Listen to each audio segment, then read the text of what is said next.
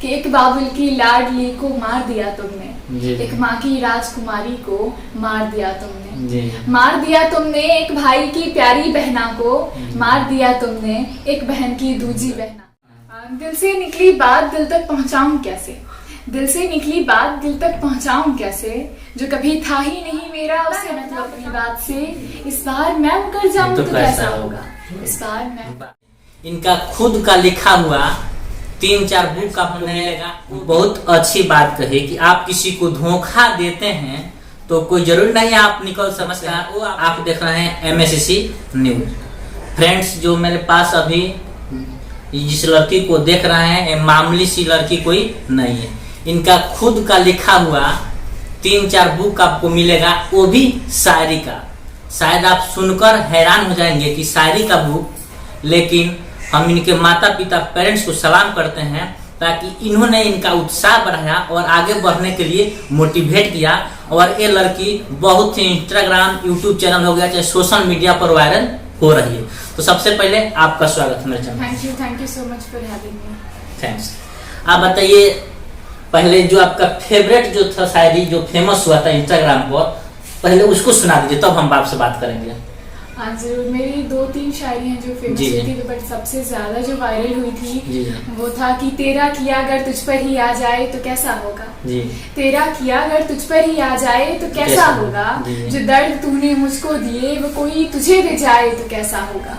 और हर बार मुकरता है ना तू अपनी बात से, हर बार मुकरता है ना तू अपनी बात से, इस बार मैं मुकर जाऊं तो कैसा होगा, इस बार मैं मुकर जाऊं तो कैसा होगा। इस शायरी का थोड़ा सा हम भी सुने थे, इसका रीजन क्या है, इसके बारे में कुछ डिस्कस कीजिएगा। वेल ये शायरी लिखने का बस एक ही मकसद था, ये जो मैंने लिखा है इससे मैं बस एक लोगों तक ये बात पहुंचाना चाहती हूँ कि आप अगर किसी के साथ गलत कर रहे हैं तो वो आप पर भी आएगा। अगर आप किसी के साथ गलत करते हैं तो अपनी बारी का इंतजार जरूर कीजिए, क्योंकि वो डायरेक्टली या इनडायरेक्टली आप पर भी बीतेगी। फ्रेंड्स, इन्होंने बहुत अच्छी बात कही कि आप किसी को धोखा देते हैं तो कोई जरूरी नहीं आप निकल सकते हैं, वो आप पे भी गुजर सकता है। तो ये फ्रेंड्स था आपका फेमस इनका शायरी। फिर हम इन सब जानने का अब इनका हम परिचय कराएंगे। तो पहले सबसे पहले आप इंट्रोडक्शन अपना दीजिए। जी, मेरा नाम युसरा फातिमा है और मैं सिवान जिले से हूँ और मैं अभी 10th पास आउट की हूँ और मैं एक स्टूडेंट भी हूँ और एक पब्लिश्ड राइटर भी हूँ। जी। और मान लीजिए आप शायरी करना, शेयर करना, प्लस कुछ होता है जो सिंगिंग करता है लड़के चाहे लड़के, तो आपने यहाँ क्या कारण था कि शायरी का? वेल देखिए, ये जो होता है ना, हॉबीज जो होती हैं वो इंसान की कुछ भी हो सकती है, हर इंसान की अलग अलग ही रहती है। बट मैंने बचपन से ऑब्जर्व बहुत ज़्यादा किया है, मैं इंट्रोवर्ट टाइप थी बचपन से, तो मैंने ऑब्जर्व बहुत ज़्यादा किया हमारी सोसाइटी को, आसपास के लोगों को, आसपास की चीज़ों को। तो ये समझा मुझे जी, तो ये जो चीज़ थी जो मुझे लिखने पर मजबूर की। और फिर ये भी था कि मैं फ्रेंड बहुत कम बनाती थी, तो मैंने अपने जो कॉपी और पेन और कॉपी को अपना फ्रेंड बनाना अफोर्ड किया। और कोई दिक्कत का सामना नहीं करना पड़ा आपको? कोई दिक्कत मान लीजिए होता है ना, घर के पेरेंट्स जो होंगे बोलेंगे कि क्या कर रही है, शायरी कर रही है। बहुत लोग समाज में बोलते हैं कि शायरी कर रही है, सिंगिंग कर रही है, इस पे क्या? नहीं, बिल्कुल नहीं, ऐसा कोई बात नहीं है कि मैंने अपनी पढ़ाई भी साथ में रखी है। और रही बात शायरी की, तो ये कोई खराब चीज तो नहीं है जिसके लिए मुझे दिक्कत का सामना करना पड़ेगा। जी नहीं ना, होता है ना, फिर भी मान लीजिए पेरेंट्स बोलते हैं कि शायरी कर रही है, चाहे कर रही है, सब थोड़ा नीच दृष्टि से देखा जाता है समाज में। बिल्कुल नहीं जी, बिल्कुल नहीं, मुझे ऐसा कभी फील नहीं हुआ।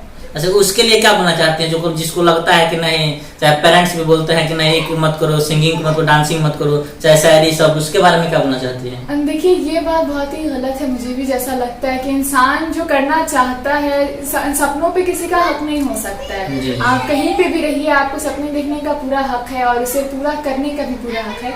तो मुझे नहीं लगता कि किसी को उसके सपने को लेकर के रोकने की कोई जरूरत है या कुछ करना चाहिए। बिल्कुल गलत चीज है। फ्रेंड्स, इन्होंने एक बात बोली कि अगर सिंपल समझिए कि जिसमें आपको रुचि हो, यानी जिस काम में आपकी रुचि हो वही काम कीजिए और उसमें आप आगे बढ़ सकते हैं, किसी के पाबंदी में नहीं रहेंगे। ऑब्वियसली ये बात है कि अगर आप कुछ करना चाहते हैं, अगर आप में इतना जुनून है, इतना जज्बा है कि आप कुछ कर सकते हैं, तो आप जरूर कीजिए। जी, चलिए और 2-4 शायरी हो जाए। जरूर। पोएम में भी लिखिए कुछ, तो इसे मान लीजिए आप काम यही लेते हैं, नजर जो उठाई, ये ना इसके बारे में। ये मैंने लिखा था कि नजर जो उठाई तो ये नजारा देखा, नजर जो उठाई तो ये नजारा देखा, उसे किसी और के मुकद्दर का सितारा देखा। और जो कहता था कि मैं सिर्फ तुम्हारा हूँ, वो जो कहता था कि मैं सिर्फ तुम्हारा हूँ, उसके दिल में अपने सिवा जहान सारा देखा। नजर जो उठाई तो ये नजारा देखा। इसका अर्थ ये मैंने लिखा था कुछ चीजों को ध्यान में रखते हुए, और ये होता है ना कि आप किसी इंसान से जब बहुत ज्यादा लगाव होता है तो आपके लिए, अगर आपके लिए कोई भी इंसान बहुत इंपॉर्टेंट है तो उसकी छोटी से छोटी और बड़ी से बड़ी बात आपके लिए बहुत मायने रखती है। और फिर कई बार ऐसा होता है कि शुरू में आपको सामने वाले को आप में कोई कमी नहीं दिख रही है, लेकिन जब आगे चल के पता चलता है कि उसको आप में सिर्फ कमी दिख रही है, ये खूबी को इसमें आपको दिखी नहीं रही है। तो मैंने बस यही सोचते हुए थोड़ा लिखा था जी। और एक तन्हाई वाला लिखे यहाँ पे देखे तो इसके जी, ये वाला मैंने लिखा था। देखिए, जब इंसान को सब्र आ जाता है ना तो उसे किसी और चीज की तलब नहीं रहती है, उसे किसी चीज की ख्वाहिश नहीं रहती है। तो मैंने इस पर लिखा था कि तस्लीम कर चुकी हूँ तन्हाई को अब मुकद्दर, खुश हूँ कि धोखे के भीड़ में नहीं। तस्लीम कर चुकी हूँ तन्हाई को अब मुकद्दर, खुश हूँ कि धोखे के भीड़ में नहीं। ये जो नया साथी है कुछ अच्छा सा लगा, ये जो नया साथी है कुछ अच्छा सा लगा, नाम तन्हाई जो सुना कुछ अपना सा लगा। इसका थोड़ा कुछ समझे तो इसके बारे में। जी, मैंने अभी बताया ना कि आपको जब इंसान को सब्र आ जाता है तो उसे किसी और चीज की तलब नहीं रहती है। तो वही इंसान को जब सब्र आ जाए, वो अपने आसपास से अपनी हकीकत को एक्सेप्ट कर लेता है। उसके पास तन्हाई ही रहती है लेकिन कुछ उसका अपना रहता है जी। तो बस वही लिखा। दिखावे के रंग भी है जो बहुत अच्छा दिख रहा है, दिखावे के रंग। हाँ, रिश्तों पर लिखा था। कई बार जो होते हैं कि लोग अपने जो होते हैं उनसे बहुत ज्यादा अट्रैक्ट होते हैं। हमारे जिंदगी में सबसे अहम किरदार हमारे अपने अदा करते हैं, क्योंकि जो हमारे अपने होते हैं उनसे जुड़ी हर बात हमारे लिए बहुत मायने रखती है। तो मैंने उस पर लिखा था कि दिखावे के रंग में सब बेरंग हो गए, रिश्तों का रस छीन कर सब नीम हो गए, अपने जो अपनों को अपनाने से कतराने लगे, शोहरत के बाजार में सब लीन हो गए।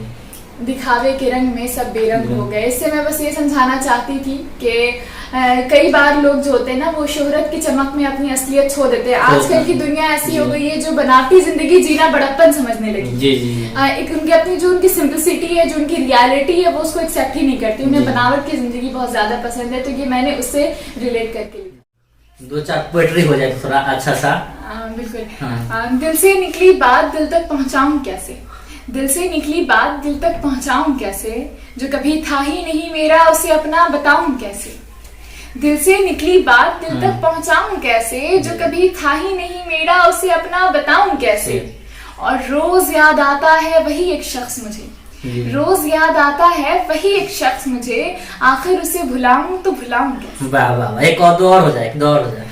जरूर। एक मैंने लिखा था, ये पोएम काफी बड़ी है लेकिन मैं आपको थोड़ा सा सुना कि मैं उस शाम के इंतजार में हूँ, मैं उस शाम के इंतजार में हूँ जब तुम शर्मिंदगी से भरे होगे और मेरे सामने खड़े होगे। उस वक्त मुझसे नजरें तुम मिला न पाओगे, पछताओगे और खुद में ही डूबे चले जाओगे। इसका खुद में ही डूबे। इसके बारे में इसका अर्थ क्या हुआ शायरी का? बिल्कुल, इसका मतलब ये मैंने जो लिखा था ना कि इंसान को, मैंने पहले भी कहा, जब इंसान को सब्र आ जाता है, जब कोई इंसान सब्र कर लेता है तो उसको कुछ नहीं बचती। और कई बार सामने वाला जो होता है ना वो किसी के साथ इस कदर तक गलत कर देता है कि जब बाद में उसे पछतावा होता है तो उसके पास पछतावे के अलावा कुछ नहीं बचता है, क्योंकि तब तक बहुत देर हो गई होती है।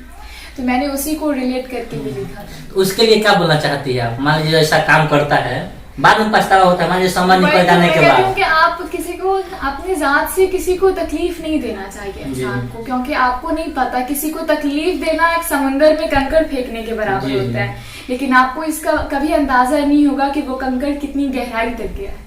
तो बस मैं यही कहूंगी कि आप किसी को अपनी जात से तकलीफ पहुंचाने से पहले कई बार सोच लीजिए।